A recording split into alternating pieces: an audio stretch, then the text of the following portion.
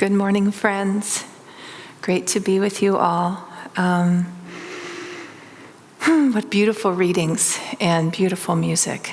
Each time I hear them, I feel like I dive deeper and deeper into the meaning. And one of the most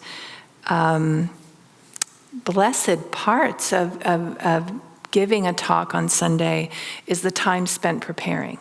Right, is just really diving into the words, the teachings, the energy, and to the best of my ability, opening up for Master's grace. Right, to try and just really call upon that to be guided in whatever is shared today. And inevitably, lots of different stories come to mind, lots of different experiences. I never know if I'll say any of them. Sometimes I do. Lots of times I don't. It's just not up to me. That's the intention, not up to me. So this powerful story of the Prodigal Son, this teaching about what it is to walk away from what we have. And we were talking about that a little bit before purification. Gary was sharing some just experience with Living Wisdom School, which is just this incredible school that we have here. And this, I really sincerely bow to all the teachers and just this beautiful curriculum and what's offered. And it's this loving embrace of helping souls, right? Every child is really seen as an individual soul, and how to help that soul to realize their potential and to navigate through learning and to find wisdom, right? Joy and wisdom. I think it's joy. I can't remember. I was going to ask, joy and wisdom come together, or joy and learning? Learning and joy, right? And that brings wisdom. So, when it's offered, and we can feel it. I can feel the rightness of something spiritually. And then I'm confronted with the mind that has other ideas, right? And so that's what Gary was sharing is, about that can happen is that you can just, the parents can feel it, the kids can feel it, and you just don't know if they're going to take the step of enrolling and staying. Right, and I've watched that in my own journey, and how I've learned really through the teachers and ministers of Ananda how to hold that soul journey lovingly and kindly, right? To offer and share, to walk with someone in their journey, and to be very sensitive and compassionate when with them you feel like this surge of this is so wonderful and great, right? And then what follows is, I don't think I'll come back, right? Okay, yeah, or I have something else calling me. It's really rarely ever said like that. And I have had that experience in my life, my own journey with that. So, more than once. And that is, so in the reading today, that the God and the Masters hold such love for us that there's never a sense, if we are going on a detour that's leading us away from our true happiness, joy, and fulfillment, we are blessed in that, even in that, right? Okay, well, I have one teacher that says, sometimes we need more research. Just got to go do more research, right? We just have to test it out. In the story of the Mahabharata and the Bhagavad Gita, one of the warriors, Asha's described as, kind of the most heartbreaking as Karna.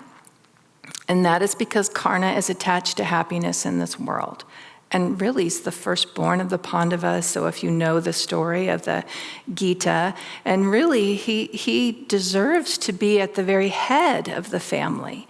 But he is committed, through loyalty, he's a noble being, to Duryodhana, which is the king of material desire. So even when he understands the choice he's made, it's not a good choice. He's not going to win this battle, right?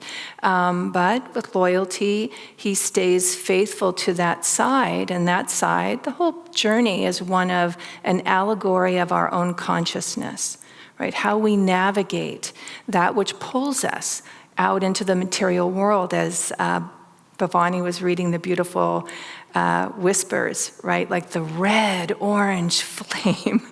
I love the colors in Master's teachings of like what can just glisten and glitter and pull me out to, surely that is good, right? Surely that is, well, it's not really held as good and bad. The question is it leading me to freedom? Is it expanding my consciousness? Am I awakening, right, to who I really am as a soul, as a divine soul? Will it lead me towards that or away from it?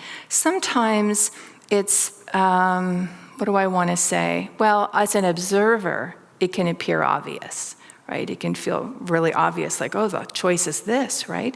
But, I've recognized it isn't always obvious. And the same for me, right? Someone counseling me. In fact, I remember when I'd been meeting with a nun for a year, spiritual direction, at the end of our time together, mostly she listened, right? I was 24, I guess. 23, 24. And I always remember, I felt like I just pour everything out to her, right, in my time with her once. She was the only person I could talk to about my spiritual life. So I'd hold it up all week, right, and then I'd just pour it out. And she'd listen, and, she just had small things to say to guide me. And at the end of the year, she said, well, it's really clear that you're being guided to be a lay missionary. Or she said missionary. I couldn't have been more shocked. I was like, what? Like, how did you get that from everything I've been sharing? And she could see my shock, right? That was not what I wanted to hear. And she said, well, what do you hear when you pray? What's your guidance, right? Serve the poor. I used to get that all the time. Serve the poor. But with so much joy, I couldn't contain it. She's like, yeah, how do you think you do that? I'm like, well, I don't know. Isn't there something I can do kind of part-time? Could I serve the poor part-time? Do I have to be a missionary? And then she said, well, what do you think a missionary is? And I had lots of old ideas of a missionary. And she said, which is so interesting, long before yoga was in my life, she said, well, this is with the Catholic Church. She said, the church has a lot of karma to overcome, right? So it's true. The missionary approach, it used to not be good. Because I said, well, I feel like a missionary just goes and tells people who God is and who God should be. And that's what you should follow. And she said, well, we did used to do that. But really, she owned it, right? She said, but really, mostly it's what it is now is being Christ.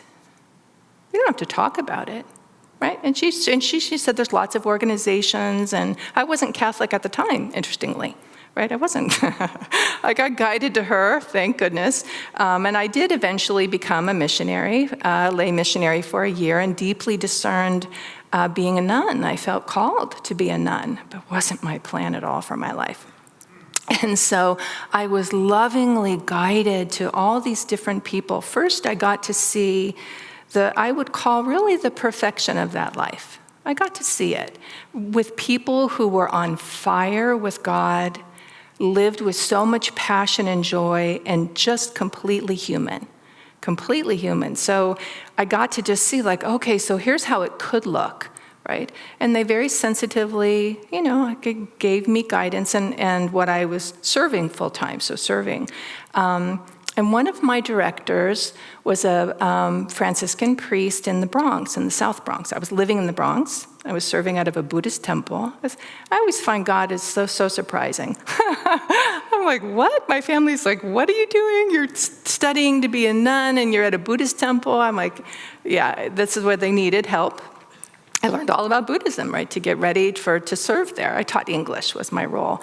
And anyway, this priest, he was my spiritual director. I met with him weekly, and about taking vows. Is it the right thing for me, right? And he again was the perfect guide because he was so happy.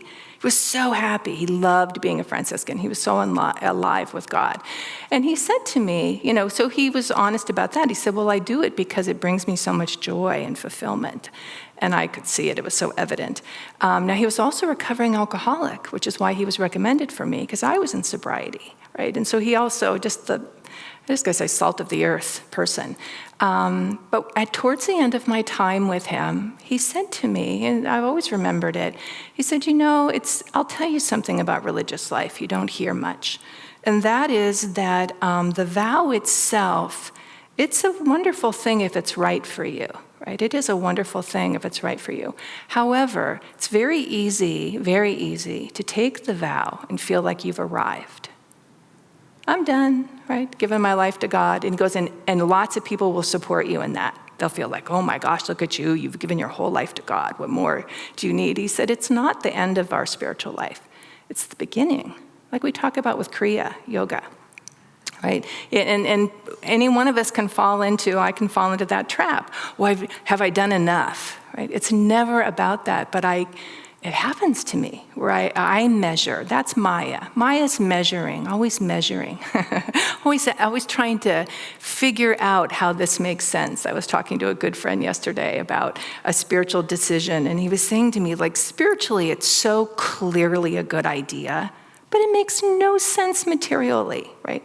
I laughed. I go, yeah, I mean, what can I say, right? And the good news, he's like going to talk to one of our teachers, one of our ministers, like, good idea, right? Because it's not easy sometimes, right? It's just not. And where we came to is apples and oranges. Like sometimes you try to add it up, no way can you add it up. And later I was reflecting on the Gita and the Mahabharata, and this moment where Arjuna, he represents devotee, right, all of us. And he has the opportunity to choose all of the armies, like every unbelievable material resource to win this battle, right? And Duryodhana's like, first Duryodhana, Keshava has played this part so beautifully. He suddenly came to mind playing it. So anyways, it just seems like from the mental perspective, it's an easy decision, right? You're going to take all the armies and all the weapons and all the resources, right, to win the battle. And Krishna said, or you could have me. I'll drive the chariot. I won't engage in the battle. You could drive what am I going to do, right? And so the spiritual life can really feel like that. Like, I'm making this choice. It seems like sacrifice. It seems foolish. One of the nuns I used to work with, I was thinking of her today. She used to say periodically, she'd say, we are all fools for Christ. And I think that comes from St. Paul. Just like because you can feel so foolish sometimes in the spiritual journey. So anyways, this priest was saying to me about, it's very easy to fall into the trap of thinking, I've made this decision and now I've arrived and everyone's going to support that. And you end up going backwards spiritually. Because you stop striving, you stop seeking, you stop doing what we practice in purification. I seek purification by the grace of God. Master says, open your heart to me and I will enter and take charge of your life. This dynamic vitality of the spiritual journey and what's required, right, to do that. So he was saying this to me, and he said to me, and it was what I needed at that time, he said, it's very possible for you that if you didn't choose to take religious vows, you could spend your life wondering if you were doing enough to be close to God. And it could serve you. Right? Because you'd be in that question of, well, if I'm not making that choice, what choice am I making? And I'll say for many years it did. For many years it did. Now, interestingly, my one-on-one with Swamiji, the only one I ever had, I came to him seeking lots of questions about my life. I was fairly new to Ananda. It was, as it can happen in the spiritual life, like, I wasn't planning on being a yogi. I don't really know what's happening. I did the missionary thing. I'm a Catholic. Now I'm a yogi. What's that mean? And we were in Assisi, and everywhere I went was like, I'm Catholic. I love Jesus, right? But I'm a yogi, and I don't know what that means. And so he beautifully just gave me some, really clear, Swami Ken, solid guidance. But one thing that was so interesting, he said to me, is, it would have been better for you to choose religious life. That would have been a better choice for you. And that was validating. It wasn't shaming. It didn't make me feel bad. There was nothing in it like, too bad. There was nothing in it like that. He was really saying, the reason it's so hard is you chose a path that's harder. Because really, you're called to be a renunciate. So it's harder to be married. It's harder. It's harder to be in the world. It's harder. It would have been easier for you if you had done that. And by this point, so I needed to hear that because as I reflected on it a lot, what it gave me was just a lot of things, but one of the things was knowing the certainty that Swami was seeing me and would speak truth to me and not be afraid to tell me something that might be hard to hear. And he said, so he said that, it would have been better for you. And then he said, I understand you're married now. I was, about 5 years. And he said, well, so honoring that, okay, well, that's the choice you made.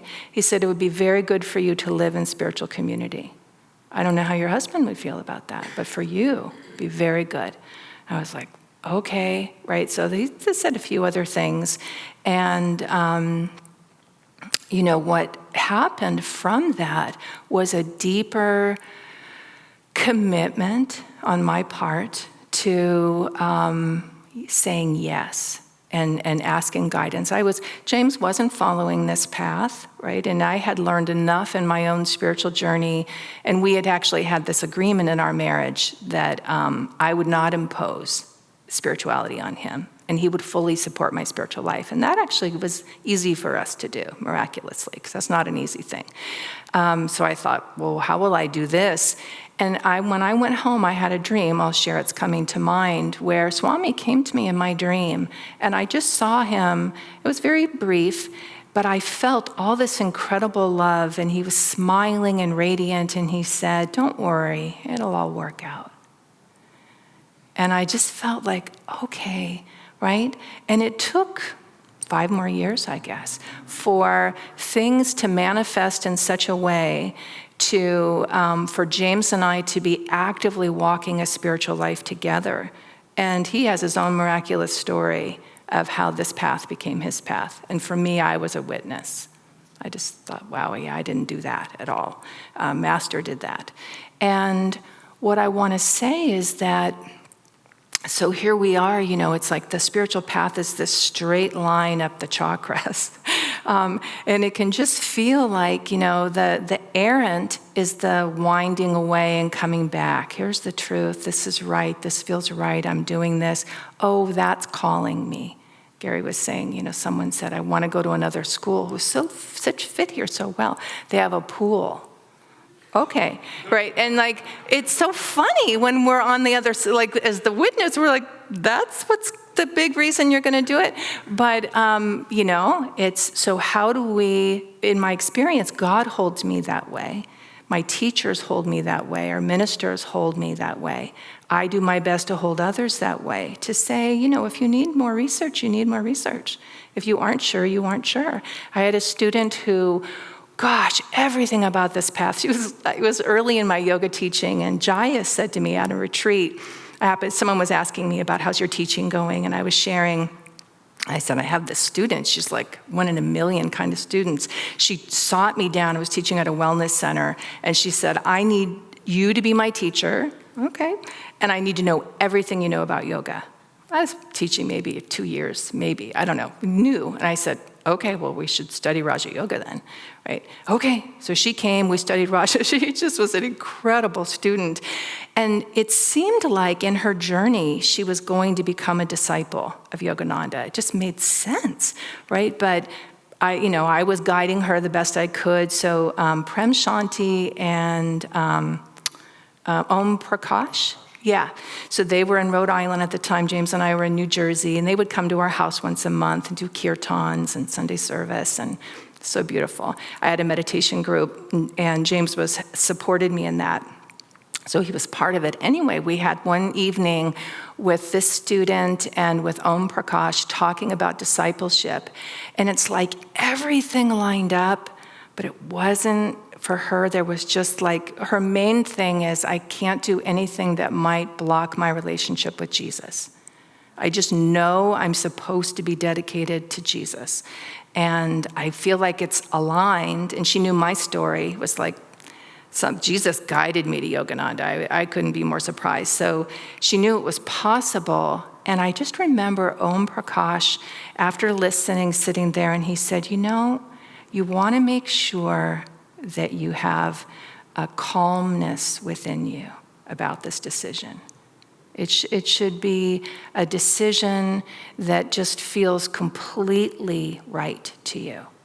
And until then, it's not a good idea to take the discipleship, right? And God's blessing you. And he was saying, clearly your life is fully spiritual and on path. And I remember she exhaled, like, right? And I could feel it. And it was a teaching for me, like, okay, yeah. So I just looked at her and said, how does that feel? She goes, that feels right. I said, okay. So we could just put that question to the side and she could continue to study and be a yogi. She's an amazing yogi in her own way, right? Yoga is it's not a religion, right? It's Sanatana Dharma. It's a path of truth that all true religions will reflect. So bring myself to, what is the point? The point of seeking, and so this came to me today too, of like, well, how have I made my way when the mind comes in and wants to tell me another story, and my spiritual director is saying, it sure seems obvious you're being called to be a missionary, or now I'm being called to be a yogi. Like, it's been surprising. So I'm going to say two things about that. One is, because it's been in my mind a lot lately, and, counseling others in their journey, the story of the Karate Kid, the original one. So I know they've done a remake, but I just want to say in the Karate Kid, what's so perfect for me, the metaphor of the spiritual life, is he goes through, this student seeks out a teacher to learn martial arts, right? And the teacher said, great, wax my cars. He's like, wax your cars? He's waxing the cars. He's like, do this, do that, paint the fence. Paint the fence. Like, this guy's just making me a slave, right? I've come to study from the teacher, and I'm not learning martial arts. And the teacher's just unmoved by it. He just keeps, And then there's a moment, right, where he's saying to him, crucial moment, I hope I'm not giving too much away here, sorry. The whole movie's great, so this isn't the only great moment. But there's a moment where, the student is just like, I am out of here. I am out of here. I've just missed all these fun things, all these things, dedicated myself, and you're just having me clean your house and paint your fence and clean your cars. And the teacher said, show me, paint the fence. And he goes to strike him, right? And he stops it. Show me, wax the car. He stops it. And he's like, what? What was I learning all this time?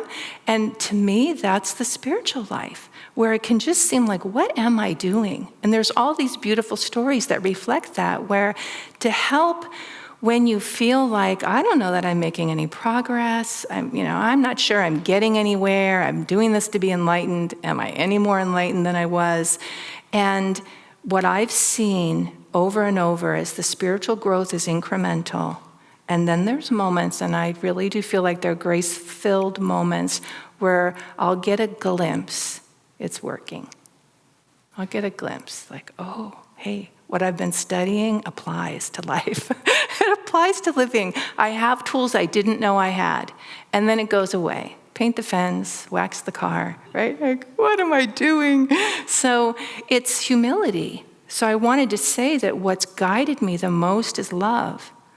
Love and humility, and to cultivate a sense of loving the teachings, loving the teachers, the masters, God.